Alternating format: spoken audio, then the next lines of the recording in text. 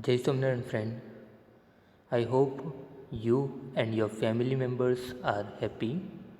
So friend, today we are going to see the summary of chapter 1 Medieval Gujarat of Social Science in Standard 7. So friend, first of all you can see here one picture.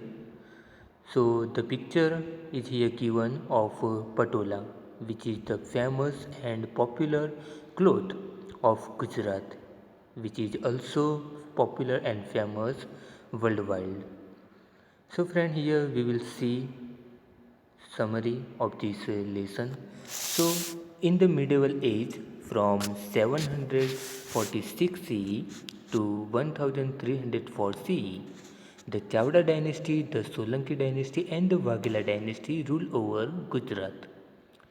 During their reign, the capital of their kingdom was Anhilpur Patan, which it later came to be known as Anhilwad Patan.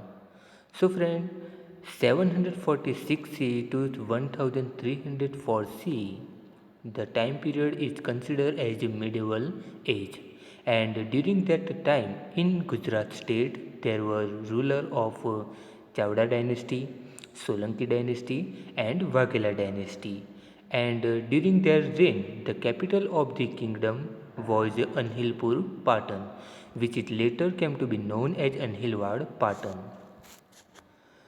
Then next page, Vanraj Chavda built a new kingdom on the banks of the river Saraswati. He named the new kingdom as Anhilwad Patan after the name of his best friend Anhil Barwad, who had assisted him in acquiring his father's lost kingdom. कि जो वनराज चावड़ा है तो उन्होंने Saraswati river की bank के ऊपर एक नया जो किंगडम है तो उसका एस्टेब्लिशमेंट किया था और उनका जो नाम रखा था तो वो अनहिलवाड़ पाटन था। और ऐसा माना जाता है कि उनका जो एक बेस्ट फ्रेंड जो थे अनहिल बरवाड़, तो उन्होंने अपने फादर के जो स्टेट गवा दिया था वनराज चावड़ा के फादर ने, तो वो स्टेट को रिकैप्चर करवाने में सबसे ज़्यादा जो मदद की थी, हेल्प की थी, तो अनहिल बरवाड़ ने की थी। तो इसके कारण उसके नाम से अपने ये नए स्टेट का जो नाम रखा था वो अनहिलपुर पाटन था। Mulraj Solanki, Bhimdev, Siddharaj JC and Kumarpal were the great rulers of the Solanki dynasty. कि अगर हम सोलंकी डायनेस्टी के जो रूलर्स हैं तो उनके बारे में बात करें तो उनमें से जो सबसे इन्फ्लुएंशियल जो किंग है, पावरफुल जो किंग्स थे, तो वो मुलराज सोलंकी थे, भीमदेव सोलंकी, सिद्धराज जयसी और कुमारपाल थे। The famous scholar Kalika Sarvagya Hemchandracharya wrote Siddhahem Shabdanushasan, the famous book on grammar. कि उस वक्त के एक जो फेमस स्कॉलर थे, जो इसका नाम हेमचंद्राचार्य था, उसको लोग कालिका सर्वज्ञ के नाम से भी लोग जानते थे। तो उन्होंने एक सिद्धहेम शब्दानुशासन नाम की जो बुक है तो वो बुक लिखी थी कि जो ग्रामर के ऊपर थी। और वो सब ये बुक जो लिखी गई थी तो सिद्धराज जयसिंह के टाइम पीरियड में लिखी गई थी। This book was placed on the seat tied on to an elephant and the procession was carried throughout the city to pay respect to a scholarly work. यानी कि ये जो बुक है तो बुक का जो पब्लिकेशन हुआ था तो वो एक सबसे अलग तरह से पब्लिकेशन हुआ था, क्योंकि उस वक्त ये जो बुक को पब्लिकेशन जो हुआ था तो उस वक्त ये बुक जो है तो हाथी के ऊपर रखकर पूरे टाउन में ये बुक का जो प्रोसेसन है वो निकाला था। और साथ में ये जो सिद्धराज जयसिंह थे और जो बुक के जो राइटर थे हेमचंद्राचार्य, तो वो दोनों पैदल चलकर पूरे टाउन में घूमे थे। जबकि जो बुक है तो बुक को उन्होंने जो हाथी है तो हाथी के ऊपर पूरे प्रोसेसन उनका करवाया था। Next, the amalgamation of non violence means ahimsa, prosperity means Lakshmi, and education means Saraswati was noticed in the Anhilwad Patan during the rule of Kumarpal. So friend, the principles of non-violence, prosperity and education was noticed in Anhilwad Patan during the reign of rule of Kumarpal। यानी कि जो non violence, prosperity और education, ये तीनों का जो mixer है तो वो अनहिलवाड़ पाटन में देखा गया था। और वो किसके वक्त में? तो वो कुमारपाल के वक्त में ये सब देखा गया था। Queen Udayamati built Rani ki Vav in Anhilwad Patan for the welfare of the people.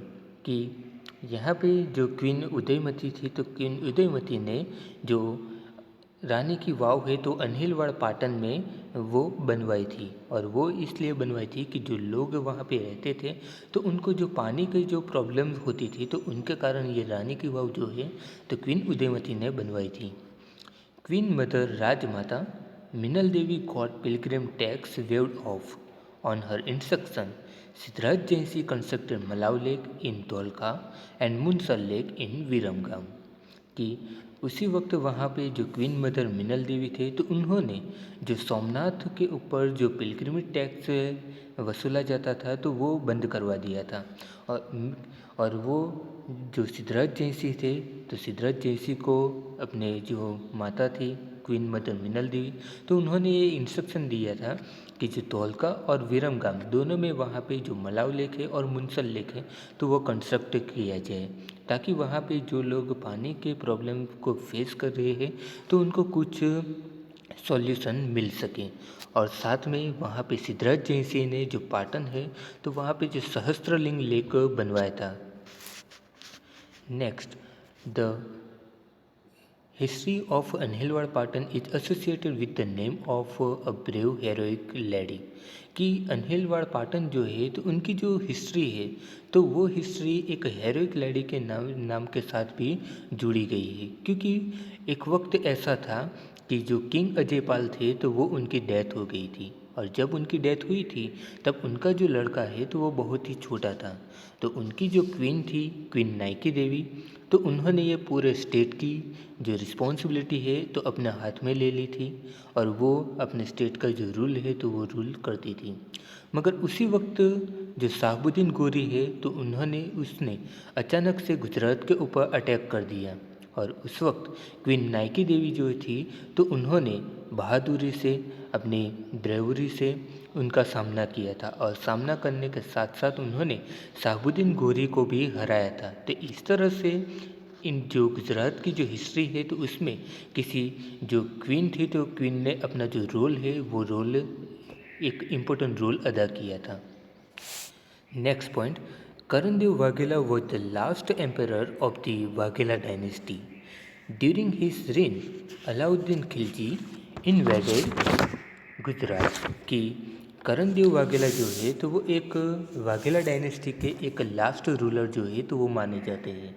क्योंकि उनके ही रूल के वक्त, उनके ही शासन के वक्त अलाउद्दीन खिलजी ने गुजरात के ऊपर अटैक कर दिया था। In the war with Alauddin Khilji, Karandev Vaghela was defeated.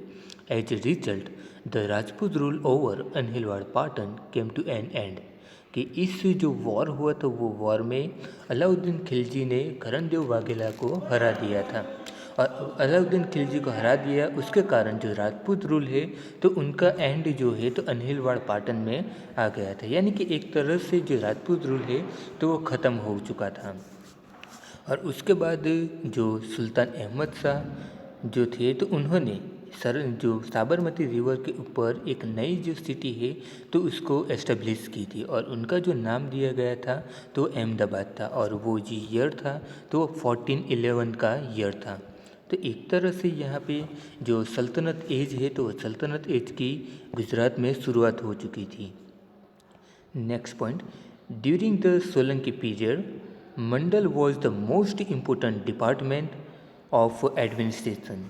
कि सोलंकी पीरियड में जो मंडल है तो वो मंडल एक बहुत ही इम्पोर्टेंट जो ऑर्गेनाइजेशन माना जाता था, एक मोस्ट इम्पोर्टेंट डिपार्टमेंट माना जाता था एडमिनिस्ट्रेशन के लिए। The sub section of mandal was known as pathak. कि मंडल का जो सब सेक्शन है तो वो सब सेक्शन को पाठक के नाम से लोग जानते थे। और यहाँ पे कुछ इम्पोर्टेंट मंडल आपको दिए गए हैं कि जो आप देख सकते हैं, कच्छ मंडल, Saurashtra mandal, Khetak mandal means Kheda mandal, Lat mandal and Medpat mandal. Were the major mandals in those times, यानी कि इस वक्त के जो मेजर मंडल्स थे तो वो मेजर मंडल्स आपको यहाँ पे दिखाई देगी। तो फ्रेंड यहाँ पे पिक्चर में आप रानी की जो वाव है कि जो क्वीन उदयमती ने बनवाई थी तो उसका पिक्चर आप यहाँ पे देख सकते हैं। Now friend if you talk about architecture and culture of Rajput rule, so the significant among the architectural monuments of the medieval age in Gujarat were the Sun Temple at Modhera and Vimal Vasai Temple at Abu, constructed in the 11th century। कि अगर हम जो Rajput rule के वक्त में जो architecture work हुआ था जो मिडिवल एज में, तो उसकी अगर बात करें तो उसमें जो नोटेबल एग्जांपल्स अगर हमें मिलते हैं तो वो सन टेम्पल ऑफ मोडेरा है। कि सन टेम्पल ऑफ मोडेरा जो है तो वो एक बहुत ही एक इन्फ्लुएंशियल और एट्रैक्टिव सन टेम्पल बना है। उसके बाद जो था तो वो विमल वसाई टेम्पल जो आबू में बना था तो वो 11th सेंचुरी में बना था। तो इस तरह से ये आर्किटेक्चर जो वर्क था तो वो राजपूत रूल में मिडिवल एज में एक बहुत ही इम्पोर्टेंट उसका रोल रहा है। अगर दूसरा हम बात करें, Rudra Mahalaya was constructed in the 12th century. Reconstruction of Somnath temple and Dilwara temples were the architectural works of the 13th century.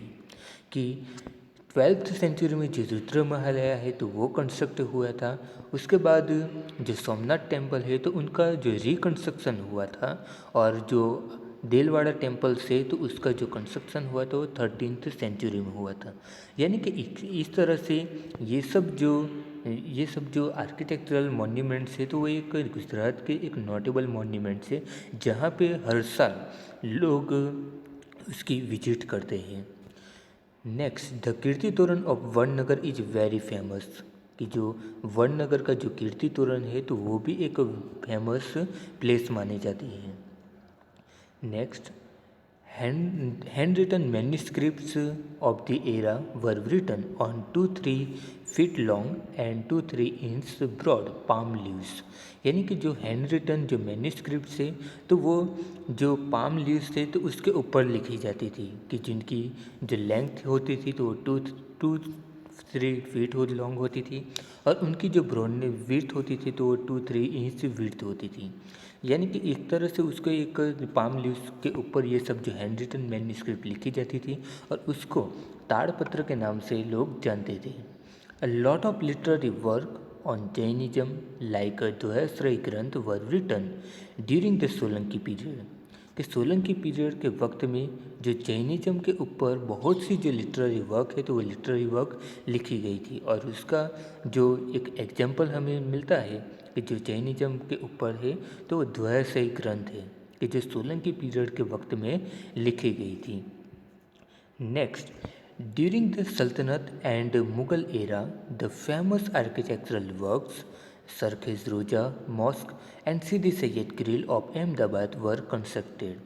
कि अगर हम सल्तनत एज और मुग़ल एरा के वक्त की जो आर्किटेक्चरल वर्क्स की अगर हम बात करें तो उस वक्त भी बहुत से जो आर्किटेक्चरल वर्क्स हुए थे उसमें जो एक नोटेबल एग्जांपल है, एक बहुत ही इम्पोर्टेंट एग्जांपल है तो आपको यहाँ पे दिखाई देगा कि जो सरखेज रोजा मॉस्क और सीदी सैयद ग्रिल ऑफ अहमदाबाद की जो अहमदाबाद में है तो वो भी एक बहुत ही इम्पोर्टेंट आर्किटेक्चरल वर्क माना जाता है। तो इस तरह से जो मिडिवल एज जो था तो वो मिडिवल एज का टाइम पीरियड 560 ईयर्स का था, और उस वक्त में गुजरात में जो राजपूत डायनेस्टी है उसके बाद सल्तनत एरा उसके बाद जो मुग़ल एरा है तो वो गुजरात में एस्टेब्लिश हुई थी।